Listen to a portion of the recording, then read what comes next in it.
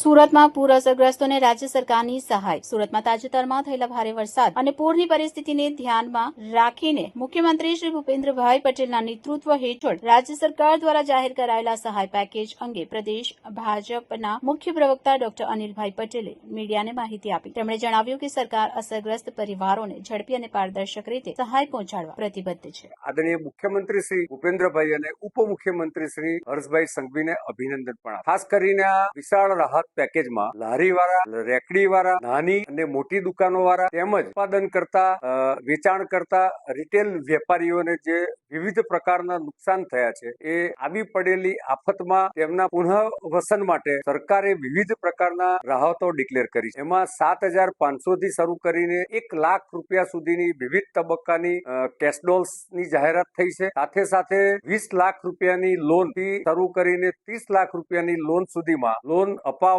બેંકોની લોન મળે તે માટેની મદદ અને એના વ્યાજમાં 7% સુધીની રાહત, આ પ્રકારની પણ જે જાહેરાત થઈ છે અને હું આવકારું છું અને મને વિશ્વાસ છે કે આવનારા સમયમાં આ અસરગ્રસ્ત કુટુંબને અને લોકોને પોતાના પુનઃવસન માટે ખૂબ ઉપયોગી નીવડશે.